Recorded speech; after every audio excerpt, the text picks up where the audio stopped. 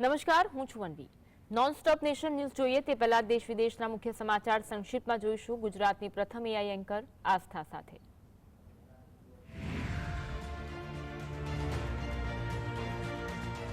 નમસ્કાર, હું છું આસ્થા। આજની મહત્વની ખબરો પર નજર કરીએ। કર્ણાટકના મુખ્યપ્રધાન સિદ્ધારમૈયાને મૂળા કૌભાંડ મામલે હાઈકોર્ટે ઝટકો આપ્યો છે। લેન્ડ કેસમાં હાઈકોર્ટે ગવર્નર વિરુદ્ધ તેમની અરજીને ફગાવી છે।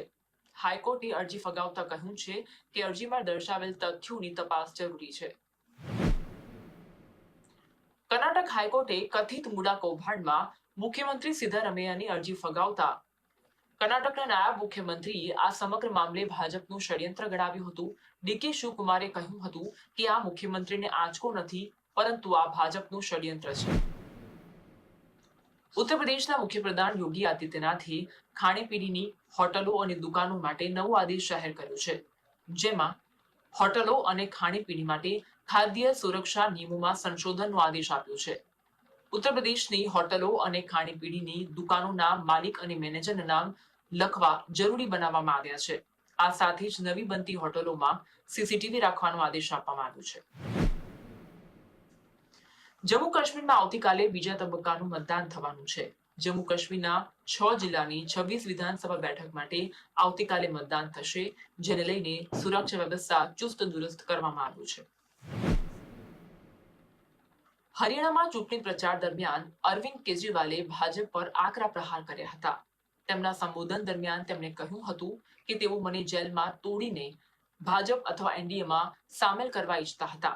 તેમને નથી ખબર કે હું હરિયાણાનો દીકરો છું।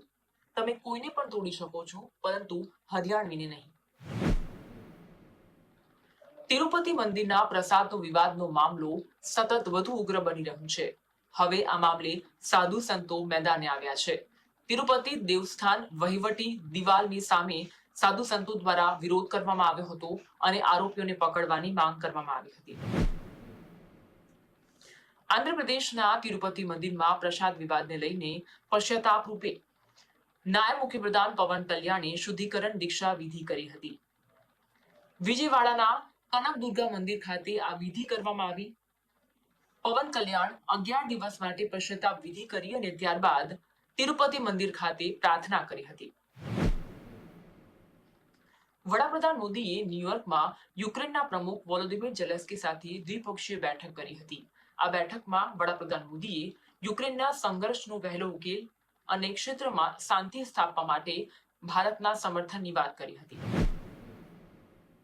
મહારાષ્ટ્રના બદલાપુરના પોલીસ એન્કાઉન્ટરમાં સગીર છોકરીઓના શોષણના આરોપી અક્ષય શિંદેના મોતથી ખળભળાટ મચી ગયો છે। પોલીસ તેને તલોજા જેલથી બદલાપુર જેલ લઈ જઈ રહી હતી। તે દરમિયાન પોલીસની રિવોલ્વર છીનવીને અચાનક ફાયરિંગ શરૂ કરવામાં આવ્યું હતું અને આ ફાયરિંગમાં પોલીસના અધિકારીઓ ઘાયલ થયા હોવાનો દાવો કરવામાં આવ્યો છે। આ સાથે જવાબી કાર્યવાહીમાં પોલીસે ગોળી મારી હતી, જ્યારે આરોપીનું સારવાર દરમિયાન મોત થયું હતું।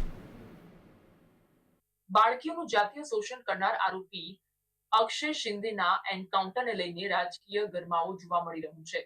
સત્તા પક્ષના સાંસદો અને ધારાસભ્યો તેને પીડિતાનો ન્યાય ગણાવી રહ્યા છે, જ્યારે શિવસેનાના નેતા આદિત્ય ઠાકરે કહ્યું કે આરોપીને ફાંસી આપવાની માંગ હતી અને તે પણ કાયદાકીય પ્રક્રિયાથી।